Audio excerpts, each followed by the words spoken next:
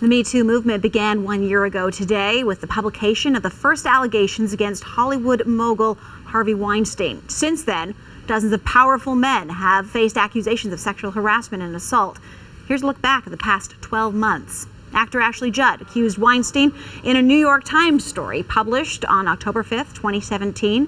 Dozens of women have since come forward with allegations against him. A few weeks later, actor Kevin Spacey was accused of making unwanted advances on a young actor. Allegations from other men surfaced soon after that. And Spacey was dropped from his Netflix show House of Cards. In November, the Washington Post published a story alleging Alabama Senate candidate Roy Moore preyed on underage girls decades ago. Moore later lost to a Democrat.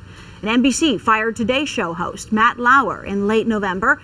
The network said a number of women working there had complained about his behavior. And then, last January, former U.S. gymnastics coach Larry Nassar was sentenced for sexually assaulting athletes, including minors. 156 women read victim impact statements during the sentencing hearing, including some well-known U.S. gymnasts. And then, of course, can't forget in April, Bill Cosby convicted for sexually assaulting Canadian Andrea Constand in 2004. Last month, he was sentenced to prison. And also last month, CBS CEO Les Moonves resigned after a number of women accused him of harassment and misconduct. And September 16, Christine Blasey Ford accused Supreme Court nominee Brett Kavanaugh of sexually assaulting her when they were teenagers.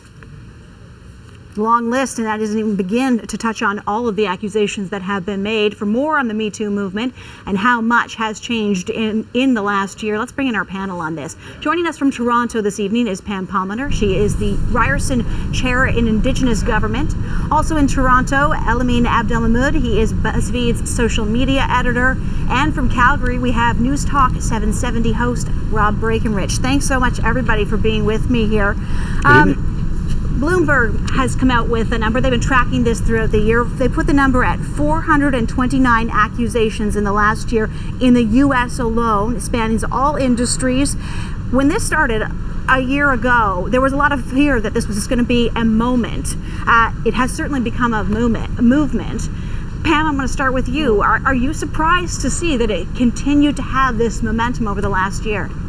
No, I'm not surprised at all, because it's one of these things where women for decades and decades have not been listened to. They haven't been believed. I mean, if you look at the situation here in Canada and Robin Doolittle's research on unfounded and police officers, considering all of these sexual assaults that have been brought forward by women and dismissed as unfounded.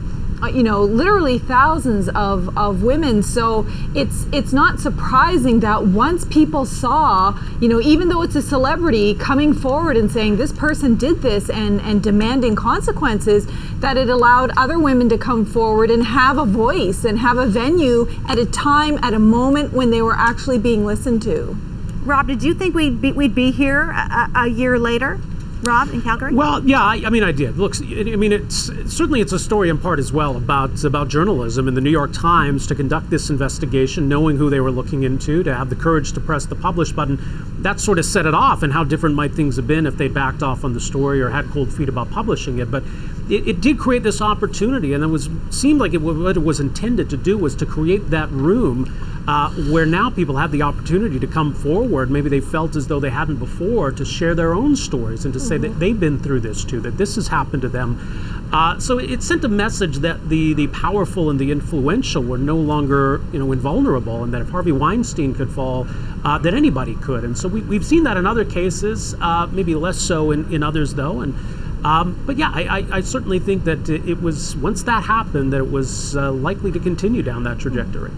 Elamin, you are our social media expert on this particular panel, and certainly a lot of these stories have been shared on social media. Did you think, as we watched this happen over the last year, we'd continue to see this kind of momentum through the year? Yeah, certainly. I mean, like, the will was always there. Women have been writing about this for a long time in publications that have not necessarily been getting the most attention.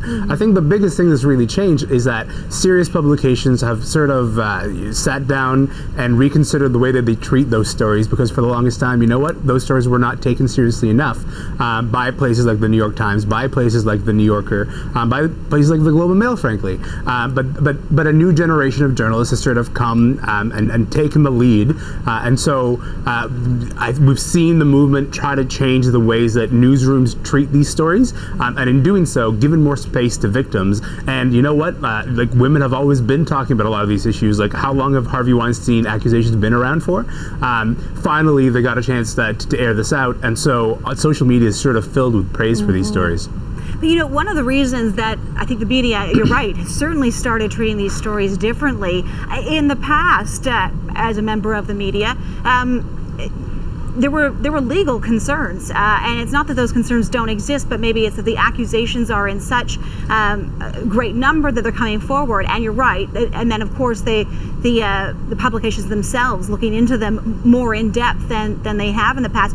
You make the point that that this has been written about and talked about for a while, but we haven't seen. I mean, 27 years ago we saw Anita Hill, but we haven't seen. We didn't see this kind of momentum. Pardon me, when she came forward with her allegations. So, what is it? Is it women just fed up?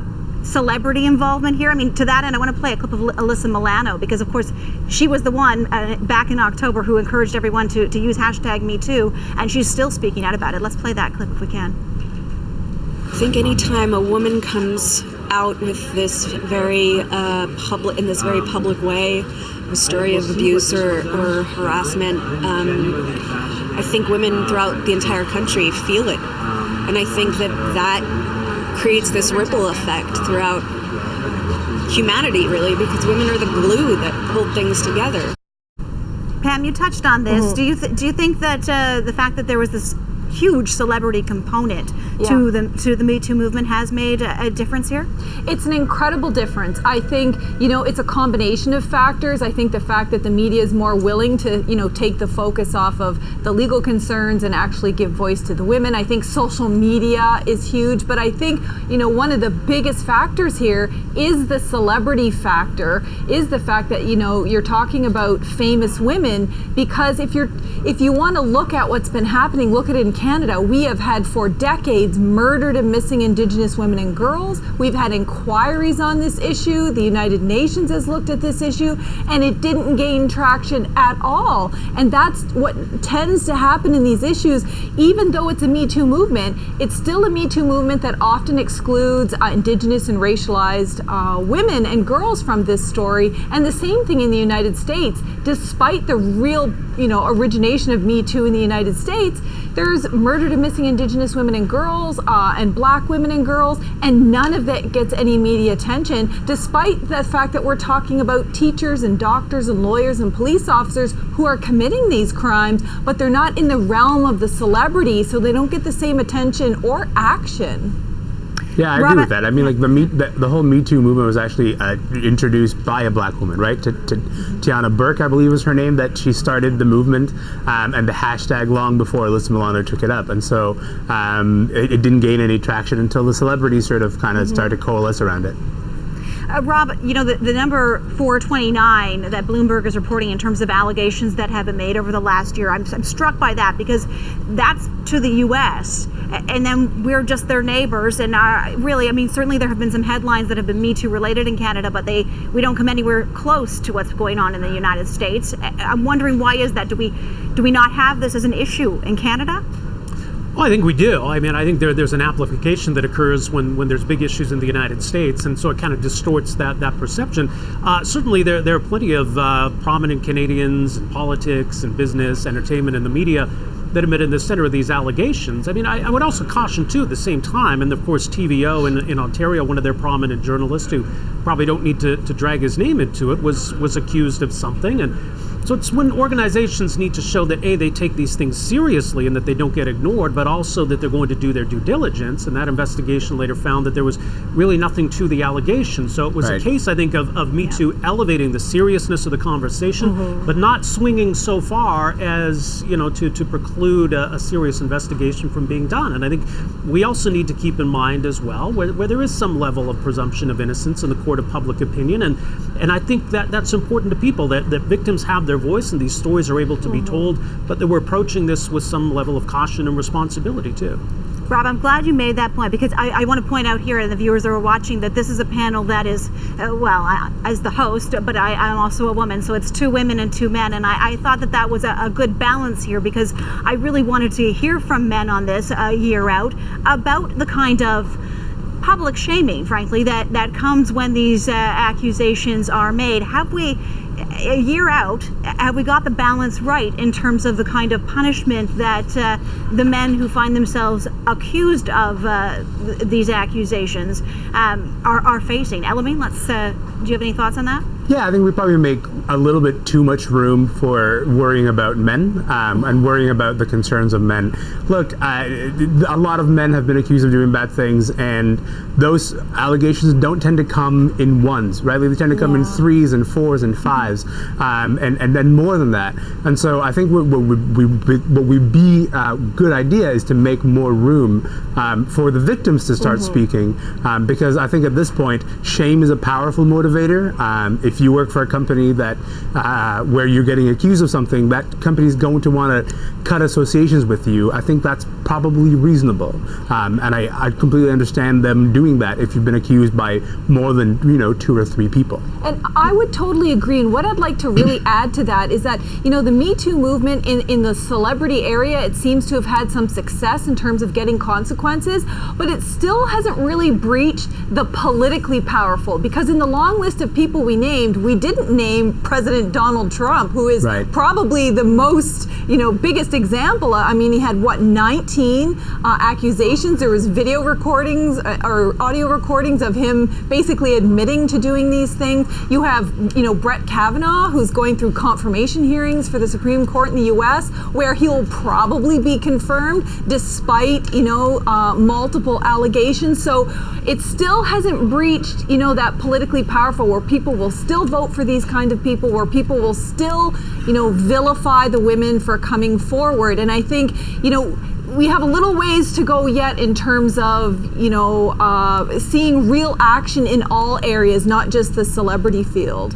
Rob, you kind of talked about it, but I just want to give you another go at whether or not we have it right in terms of the treatment of the accused when allegations come forward. Because Elamin's point that it's usually multiple allegations is true, but it isn't always. And certainly those names of those men do still get put out there.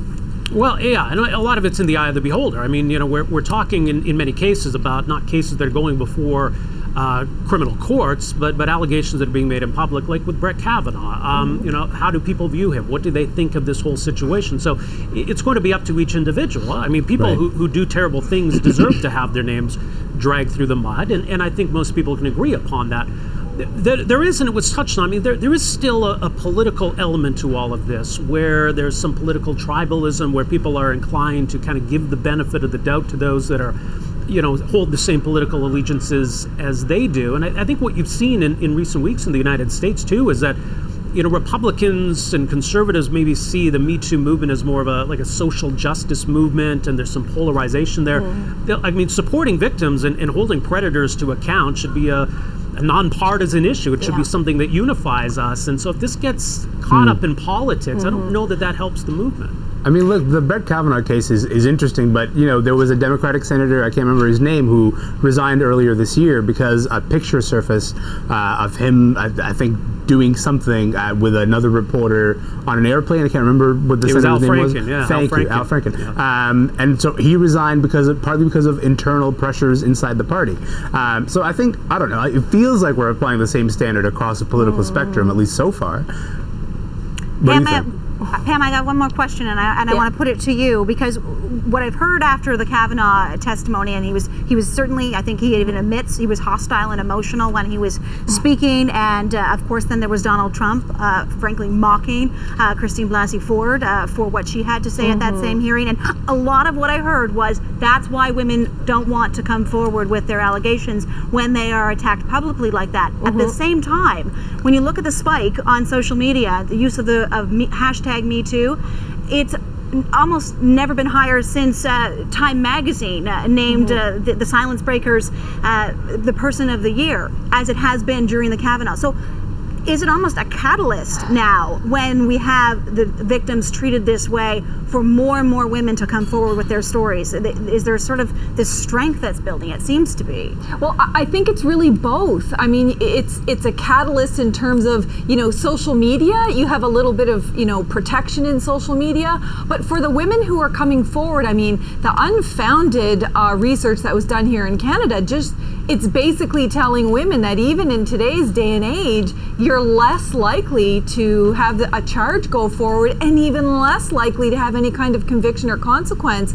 And so if you look at Dr. Ford, I mean, and they've already said her life has been completely changed now. Like, there's nothing to gain for women coming forward other than to say, to stand on the conviction that this is wrong and that they want consequences. But in the end, if Kavanaugh gets confirmed, and he probably will, that's going to be a huge blow, like a real re-victimization, assuming that, all of this plays out factually. So it's going to act as a deterrent for many. It's also going to act as a catalyst for those who are already activists, for those who are already advocating for women in these circumstances. So I think it's a little bit of both. And from the size of the protests we're seeing, I think more and more are maybe becoming activists. Yeah. And just to be clear, the unfounded research you're talking about, it's called Unfounded. It's a series that was put out by the Globe and Mail, and the journalist Robin Doolittle was behind that. Yeah. Pam, thank you so much. Pam Palmater, Elamin Abdelmahmoud, and Rob Brackenridge for your time tonight. Thanks, guys. Thanks. Thank you.